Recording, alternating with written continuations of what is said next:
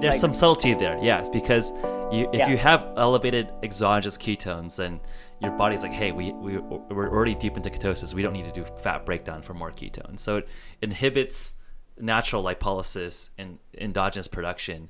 But it's sort of a balance, right? Like for a lot of ketone salts like keto OS, you don't elevate your beta hydroxybutyrate levels that much.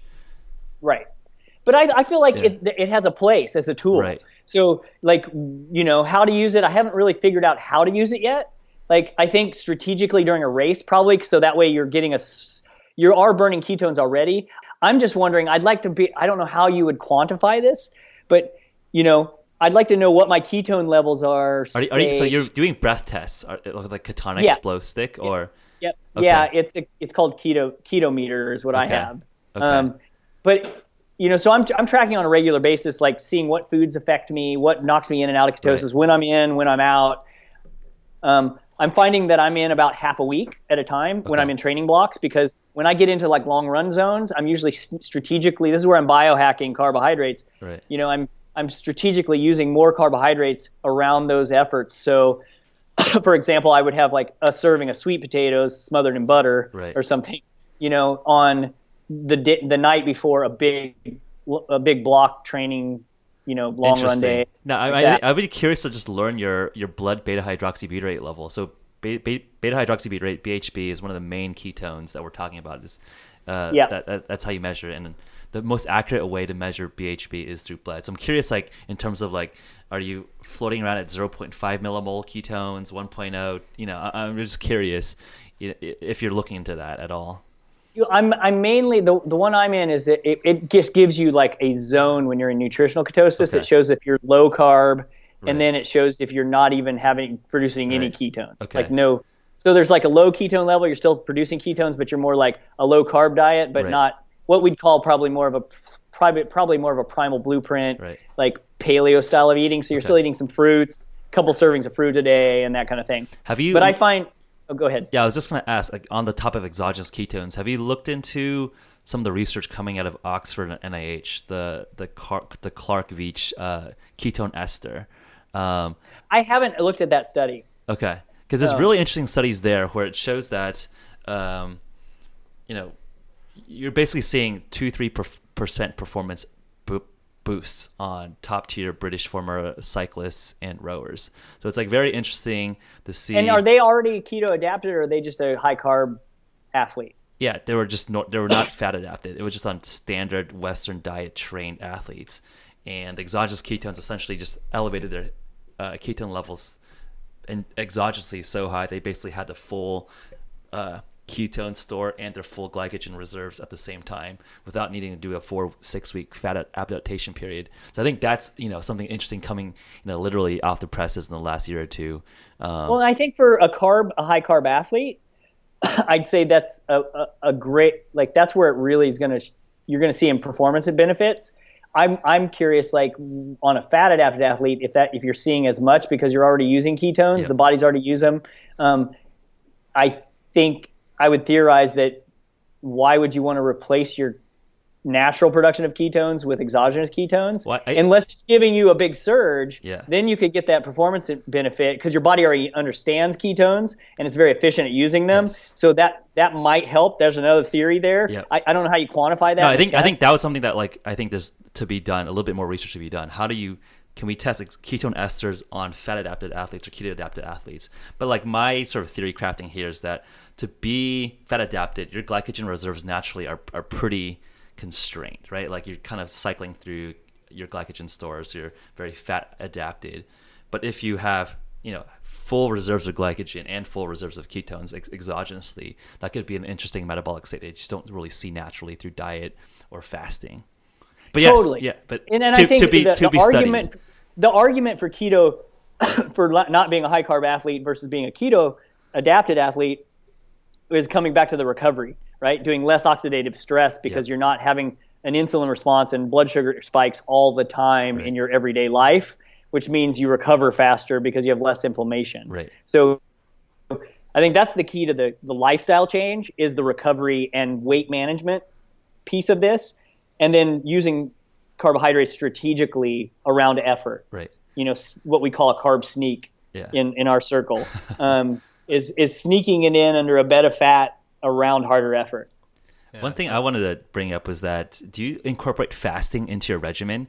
So everyone at NutriBox does some sort of intermittent fasting protocol. So I'll usually do a weekly 36-hour fast to basically just kickstart myself into ketosis, right? You essentially within 24 hours, you're going to blow through your glycogen reserves, and it forces your body into ketosis. Curious, are you playing with fasting, diet, how does that incorporate if it does? So I have two protocols on intermittent fasting. One is a full fast. So like say I do a fasted run, like my last carbohydrate meal would be like in an evening, and then I would sleep all night, get up the next day, do long fasted run. So only water and salt during that run and no calories. But I will biohack with Bulletproof Coffee. Okay. So I have Bulletproof Coffee like for breakfast. MCT oil, butter. Okay. MCT oil or butter, or both? Butter and heavy whipping cream. Okay. Or MCT oil and heavy whipping cream. Depends on what's in the house. Okay. Okay. So something in that combo, and then like 1 cup, and then I'm going to do a water and salt and do a full run, and then I'm going to wait to eat for at least an hour or two after the run. So that means I've got to get a ketone surge because my body's going to be like, I don't have any glycogen left. Right. I need glucose. So you're going to get a big blood sugar spike actually from ketones. Yeah. So we're finding that athletes, if they do this, they're getting a huge blood sugar like rise where your blood sugar is going up to like 180. Yeah. I mean, because your and you don't have any glucose in your system. So your body's your body's flushing it all out to use. Yeah. Just pushing ketones. Yeah. So I think that's one protocol I use, but I'm training almost every day. So I don't do very long fasts. I just do short, like 18, right. 19, 20-hour fasts. Right. And then the other thing I do is what I call a carb fast, which means I might not have any carbs for 18, or most of my carbs I consume in a 6 to 8 hour window every day from lunch to dinner, or like, and maybe an evening snack if I'm training hard in a volume block. But all those carbs are coming around effort level and around the workouts and after the workouts. So I'm going into every workout carb fasted for at least 16 to 18 hours. And you just push through, and you really elevate your ketones, and then you replete your glycogen with carb heavy meals, or just replete with carbs afterwards. Yep. I'm strategically and cyclically bringing in fruit and tubers like sweet potatoes, red potatoes strategically, and veggies are the baseline. Yeah. So I'm always kind of cycling them in and out around effort level. Right. No, that's very cool because, my schedule is fairly adapted somewhat similarly. I will always do my workouts in the morning fasted, burn through the rest of your glycogen, and then, essentially have a tight feeding window, start with lunch and then, have a tight dinner, a 6-8 hour feeding window. And then, I essentially anchor around a 36-hour fast and then eat as keto as possible. And then, start putting in carbs towards the end of the week. And it's also just easier to sustain as like a normal functioning social human being, where people people go out for beers on a Friday and Saturday, and it's like hard to resist that. I'm curious, totally. Like is your protocol so extreme that it's affecting like your social context, or do people respect question. You? It's a great question. Yeah. I find it pretty easy to eat around when I go out to eat, because I just, especially in the Western United States, especially the West Coast, like it's easy to just go to a restaurant and say, no, leave the bread off a burger, substitute a salad for French fries, right. And give me no dressing. I want olive oil on the side, and can I have some salt? Yeah. And if you have a lemon to squeeze on my salad, great. That's my salad. It's like heavy olive oil. That's it. Thank you. Yeah, thank you. Just heavy olive oil. Yeah. So that's how I eat around when I eat out. I try to choose wisely and just ask for substitutions. So I'm staying to that kind of bulletproof primal blueprint kind of approved food list. Right. That would be kind of paleo style foods. And then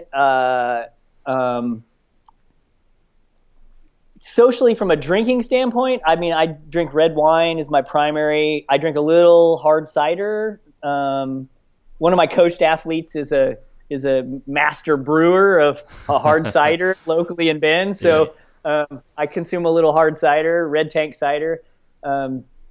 And then, but red wine is mainly, I used to be a beer drinker, but I'll have one every once in a while on a special occasion. Right. Like I had one at an event last night. Right. But I have to say, like my system feels bogged down when I have. It's carby drink.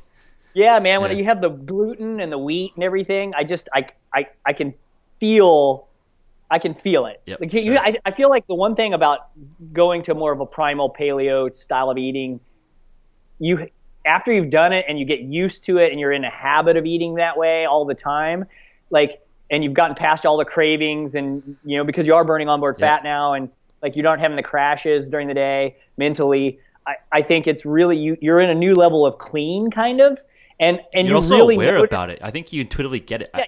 Like a few years ago when I thought all this was kind of bullshitty. Like, oh, like, are you some like hippie? Like, I don't believe you that like you feel better. And then like you actually develop a lot more attuned sense of yourself. I think that's like very like personally, it's like it came from like, oh, kind of like a hippie bullshitter to like, hey, this is like legit. Like you can actually feel the differences. I think it's also augmented but you look at the studies, you do blood tests, glucose monitoring, and right. I think that sheds light on it. Is like, oh, I feel this way, and then you look at your blood glucose, it's like, oh yeah, it's because there's like this steep curve down. The sensors are there to actually prove your intuition. Yeah. I've been wanting to buy a blood glucose monitor, so this is just gonna like pressure me into doing it. I'm wearing one right now. Yeah, no, I think it's one of the most interesting biometrics that I've been tracking. Just continuously track your blood glucose, and we do a lot of finger pricks with ketones just to like really understand and reconfirm your intuitions. I think you probably have some of the best intuition, but just getting the numbers and tracking it's very self-reinforcing. Yep. One thing I wanted to touch upon was that one of the reasons why we got into ketones and fasting is that one of the strongest ways to elevate neurogenesis, the growth of new neurons, and subjectively like elevate focus and productivity in the office space is fasting, ketones, going into a fat burning state, because you're just a lot less sort of wavy with carbs. I'm curious, in terms of cognition, have you noticed anything there in terms of like clarity, in terms of like going on a 100-mile run? Because I think there's interesting anecdotes. Of the previous guest, Dr. Jason Fung, who's a big proponent of fasting as a potential therapeutic. I'm a big fan of him too. No, he's interesting. I mean, he's a big proponent of fasting as a therapeutic for diabetes, metabolic syndromes. He told us stories around how folks that were ultra keto adapted in sort of basically in prison camps being fasted for multiple days, doing very crazy mental feats of memory. And I think obviously if you're doing 100-mile runs, you're very much out of glycogen, in fat burning state. Your ketones are probably sky high. I'm actually curious what your ketones level would be at the end of the race. I'm just personally curious. We should just measure. I think I'm gonna buy. I'm gonna make a commitment on the show. Yeah. I'm gonna buy a blood glucose monitor, and I'm gonna monitor myself at Western States 100 this year. So I can take it at the end. Yeah, great. Make sure you get your ketones too, because I want to see like, are you at like 5 point? I mean, when I did a 7-day fast, 0 calories, my glucose was around 3.2 millimole, which is like basically hypoglycemic, like you should be passed out. But my ketones were at 5.4 millimole, so I was basically running purely on ketones. So right, cool. So it'd be interesting to see like after a 100-mile run, like where your glucose and ketones are. Well, I think an interesting like N=1 experiment on myself personally. I had 2200s to compare, and then now I've done 400s on being keto adapted, right. And so the 22 as a high carb burner. I always chalk this up to just part of being a 100-miler and the damage that it does to you, right. Because it's so long. I had major swelling in like the lower legs, like cankles, couldn't see my ankle bones, anything like that for at least 3 days after the race. And I would have to wear compression, and, like sleep in compression and that kind of stuff. Knees would throb. They're so swollen behind the kneecap. Ugh. And you could visually like just see how I was hugely swollen. And also I would get like bags under my eyes and like just kind of like puffy face. And my wife was always hated it after hundreds because she'd be like, I'm so worried about you because you just look hammered.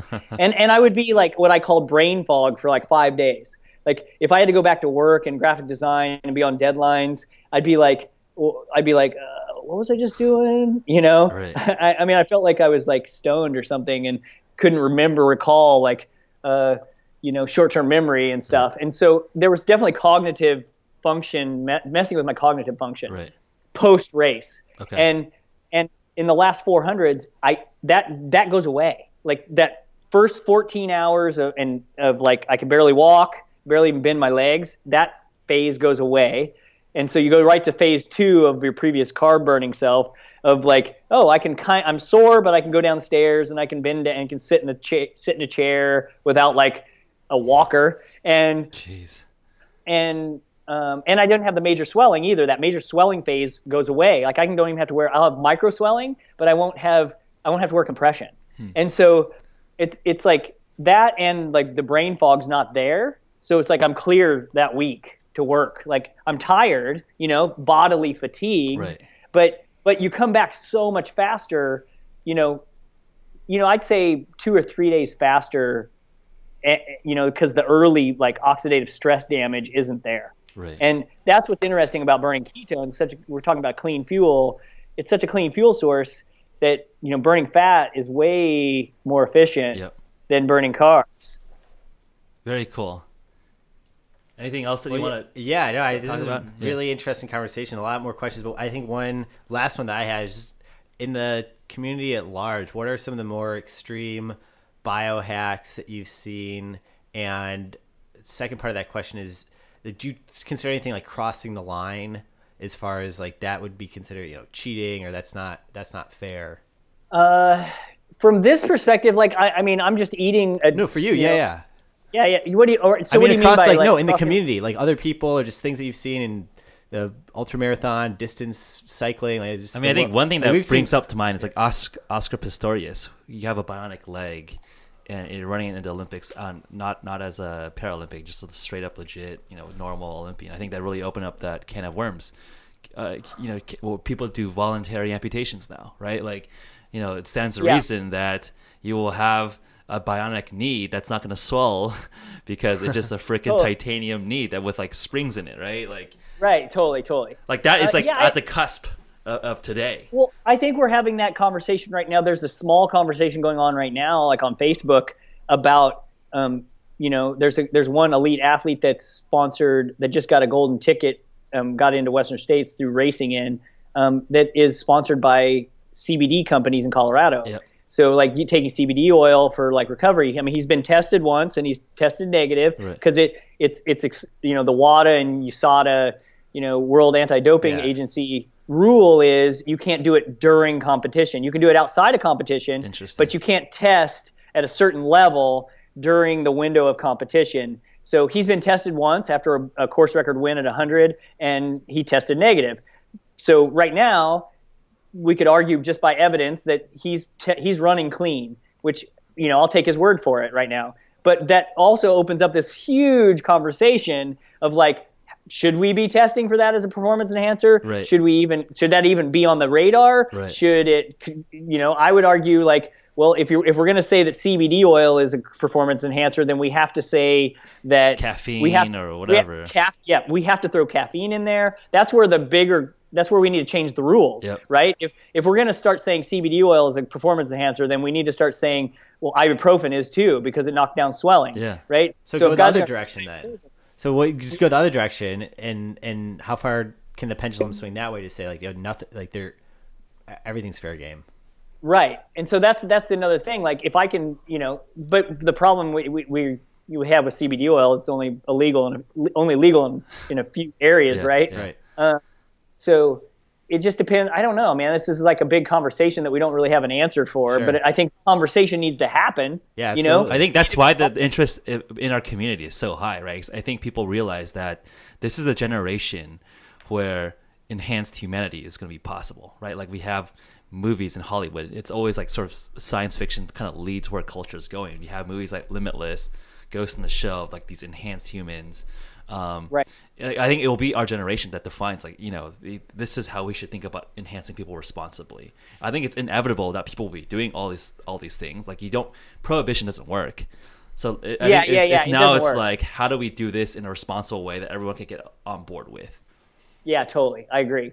Yeah. So I don't know what that answer is. And I haven't seen any like crazy biohacks that would be like, whoa. I know just anecdotally, some cyclists will they'll swap in like pig blood, like oxygenated pig blood, and they'll store like their own blood, they'll withdraw it, and right before the race they'll just inject their own blood back into their system, so it's hard to detect. Not pig blood, you can't inject pig blood, but like EPO type stuff, right? Like basically. Yeah. And I think that kind of stuff is like, I mean, I think that's where I would draw the line. Right. You can't start injecting stuff like that. I mean, for me personally, I think that's like kind of cheating. Yeah. and it's considered cheating, right? Yeah, that's what Lance Armstrong got busted for, was putting his own blood back in, right. After hard stages. So and like you said, it's hard to detect. So how do we what's the balance between like constantly testing for this and trying to police it, and what's allowed? I mean, there's a bigger conversation here. Right. So, absolutely. I want to give you the last word here. I mean, I think one thing that is astounding is that, looking at like peak marathoners, it tends to be like a later age that people peak in marathons, in their 30s as opposed to early 20s in most other sports. But your longevity in the sport into your 40s is like really interesting. I mean, would you accredit that to your thoughtfulness around nutrition? It clearly, just from our conversation, you're very well read into the nutrition space, and I think a lot of athletes aren't. Like, is that like the testament? Like, you're smart and you're applying that smartness to your physical pursuits?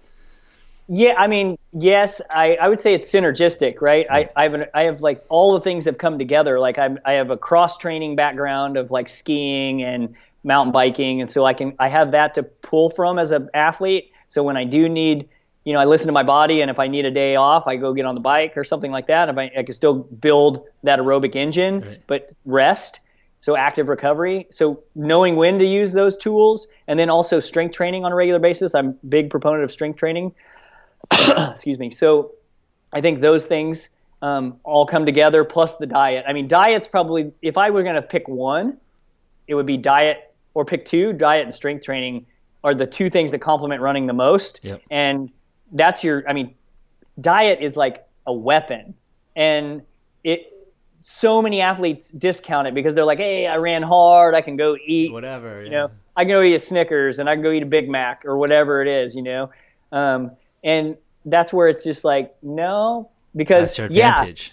You might feel okay in your 20s and 30s, but by the time you hit your 40s, it's going to metabolically catch up to you. Yep. Even if you don't have major symptoms, there's subtle symptoms, whether it's like it's harder to get to race weight, yep, or which is a sign of insulin resistance, yep, right? Yep. Or if it's higher, or if you have more bonks, or you have GI stress during a long race, right, and try and ingest a bunch of carbohydrates, that all those things, or you have like energy fluctuations, or you have depression, right? You're probably not getting enough saturated fat. So, there's all kinds of little hacks that I think diet can fix. We don't need medication. Food is thy medicine. Yeah. And so I think that literally the founder of medicine, Hippocrates, that was one of his seminal quotes. Obviously, like, do no harm is like his most famous quote. But I think emerging quote is like, food is medicine and medicine is food. That's my favorite quote of his. Yeah. And I think that it's very, very true, and we discount it, and we're just now starting to, in the last 10 years, I think it's emerging now, really saying like there's something to an optimized fat metabolism for athletics, because otherwise the 2 out of the top 3 Tour de France riders on the podium last year, Froome and Bardet, both are high-fat, low-carb athletes outside of training, and they use simple carbs during the race. Yep. And then you look at like the Portland Timbers soccer team. There's another one, I think. LeBron James is like, and Kobe Bryant were big keto adapted athletes as well. And LeBron got it from at least the story I heard, that LeBron got it from Kobe, because Kobe was a Masters and he was starting to have like injuries and issues, and he went to that, and like all of a sudden he's playing good again and like not getting injured, and LeBron's like, what's going on? And he fills him in, and LeBron loses weight, strength to weight ratio goes way up. It's easy to stay lean when you're a Masters athlete. That's a huge one. When you're a master, you've been lean in your life, and then you've like creeped on 5, 6, 10 pounds, and you just can't quite get down there anymore. And all of a sudden it like zaps off, and you're like, whoa, I'm back ripped like I was 19 again. Like that is such a beautiful thing. Yeah. So, and and you didn't even have to try hard. Right. You just had to shift what food macronutrients you're buying. Which is not that easy. You have to try, but like it's trying the right way. Yeah. I think the biggest thing too, and this goes back to that like earlier conversation we had about food and like how hard it is to switch to a ketogenic diet. I find that it's like really not that well for us. It wasn't that big of a shift because we were already doing nourishing traditions. Right. So it was basically just kind of cutting out some sprouted bread and some rice and potato. But you're thoughtful about it because I think most people treat food as like, hey, I got like the office catered thing. I got the Pop-Tarts in the snack room, and I got the whatever. Totally. Right. And so it's like you have to break out of that social constraint, that social norm. And I think for you, where you're like, you've already thoughtful, like you have a family around you that's like interested in optimizing your nutrition. But I think for most people, they're surrounded by a culture of constant consumption of absolutely processed and that's foods. tough. Yeah. But I think that the one thing I like, a lot of my athletes are doing OFM, my coached athletes, and doing that optimized fat metabolism protocol. Like a lot of it is educating yourself. So I give them a ton of tools to just like listen to podcasts, read this blog, right?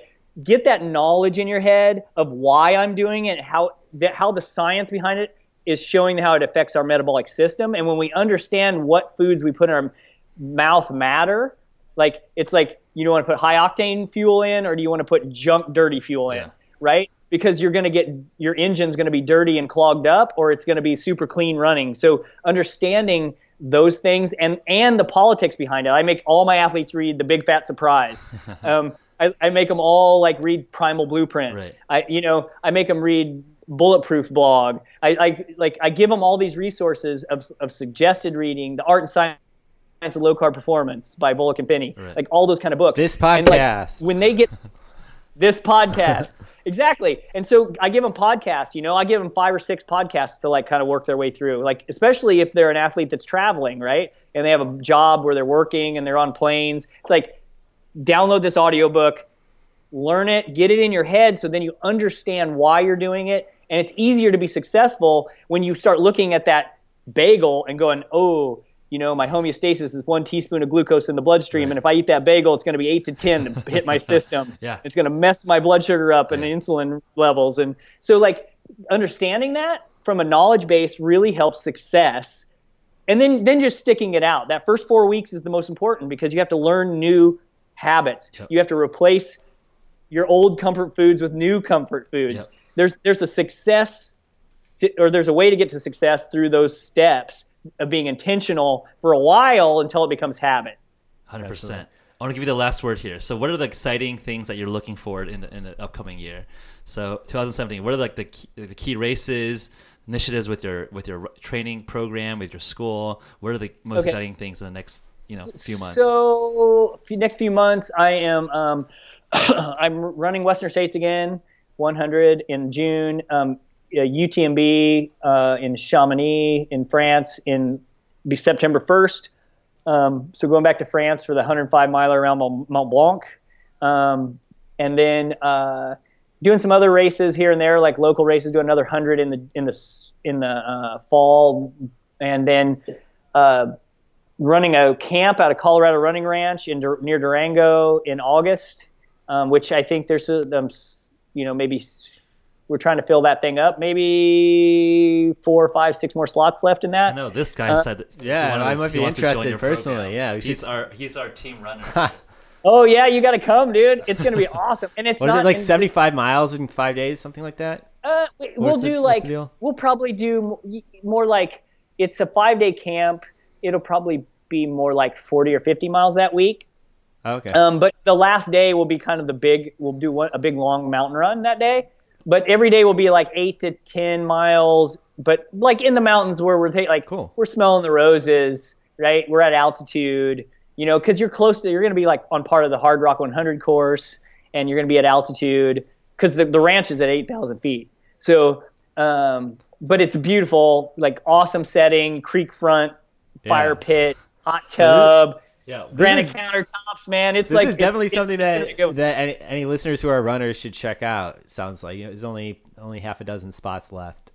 Yeah, ColoradoRunningRanch.com /Bronco, I think, is my nickname. So for your listeners out there that aren't runners, I do have a nickname. So all my Twitter handle and all that and website are gobroncobilly.com. I have an old nickname from a runner when I first started in ultra running that kind of coined that. Awesome. Bronco Billy. I used to yell "giddy up" a lot and yeehaw and stuff like there you that. Go. So all right, Billy, Bronco Billy. All right, well, Zilla, our producer, is going to shout out those links, and we'll get that information out there. Appreciate you taking the time, Geoff. Thanks, you guys. I really appreciate the time. It's fun. That was a fascinating conversation. I know from you personally, you're probably the best endurance runner in the company. So I think that was cool from your perspective. And then I think for me, on a more abstract level, I think endurance runners are at the cutting edge of human performance and getting a sense of the thoughtfulness and how he treats his body as a machine. As an engine with like high octane fuel of ketones versus glucose. That's exactly our thinking with biohacking and humans as a platform. Yeah, he has decades of experience, self-study, monitoring, trying different things out, crossing from one sport to another, and he's obviously master level. It's interesting too. I think another thing we are always thinking about is what if you could take everything he knows and like make a tool or just put it into someone's head like 10 times easier, so you don't have to be. You can take all this knowledge and like stand on the shoulders of that. Yeah, absolutely. So if you guys have any questions and also just suggestions for other guests, we love to take them. As you know, we love to answer or ask your questions to our guests and leverage out our access and network to really, teach. And I think it's awesome for us to be able to like literally just learn and trade ideas with some of the top experts in their own respective wheelhouses. So it's always awesome. You can catch us next time when we have a conversation on SoundCloud, YouTube, Google Play, and of course Apple. Check us out. Anything else you want to add? No, it's a great episode. All right, cheers. See you guys next time. Bye.